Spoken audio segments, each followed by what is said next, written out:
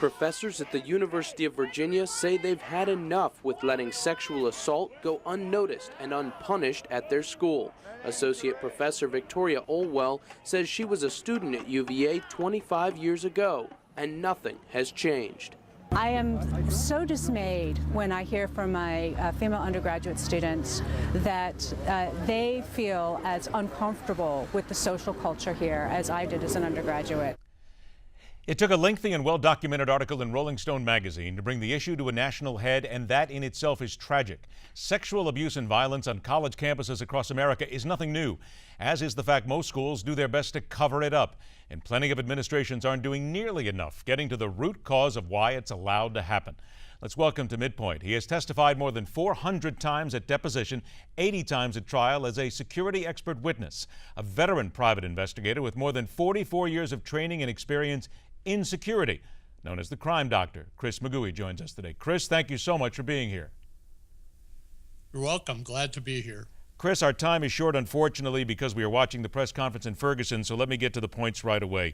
Should we really be shocked at all to hear this news from the University of Virginia, knowing full well that this has been going on for decades and it is covered up by the administrations? Well, it's not shocking because it's been going on for forever, for 40 years that I've been involved with university life. With regard then to the next step, what is it that needs to be done to make these administrations accountable? Because what goes on at Virginia, many times they try to get the women involved just to drop it and walk away. Well, accountability really has to fall first and foremost with the perpetrators.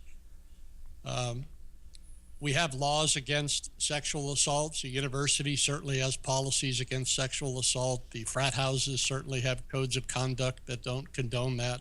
Everybody knows it's the wrong thing to do. It's just hard to regulate behavior of individuals. How do you then improve the security? That's your side of things. What else needs to be done that the universities aren't doing? That's the tough part. I'm hired by many universities and we look at those issues.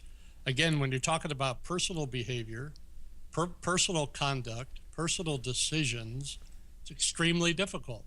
You can't put a security guard at every door, every room with consenting adults. So all you could do is raise awareness and let people know that that kind of behavior is not going to be tolerated. But do we possibly need to, in the instance of fraternities, don't suspend them for 6 weeks, basically over a holiday period, throw them off the campus and take the people who are convicted, found guilty of any kind of sexual assault, kick them out of the school and stop suspending these people? Doesn't there need to be a complete zero tolerance policy here? Well, I think there should be, and there probably is. If crimes are being committed, there should be. But suspending the fraternities who have been standing for probably hundreds of years, sexual assaults, even though they do occur, they're relatively infrequent considering the thousands of students and people that pass through them. You don't think it would be a good idea then to basically lower a boom on one or two of these, and basically that would make some sort of a show, if you will, to others that this is what happens? I think they do. But can they do more? Can they investigate more? Can they have a tighter leash on them to the extent that they can? Yes, but at the end of the day, it still comes down to human behavior involving adults that cannot be regulated. And that becomes the biggest problem in itself. Chris, I apologize for the short time that we've had. We had a lot more time planned here, but unfortunately what's happening in Ferguson, Missouri today is forcing us to keep an eye on a press conference there.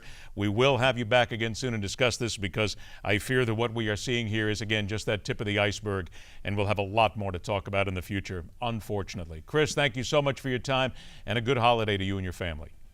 You're welcome. All right, break, and we return with Telling It Like It Is, and the main reason why Ferguson happened, something the grand jury was simply unable to discuss because it wasn't in evidence, but it's something we all need to discuss and consider. It's coming up next on MidPoint.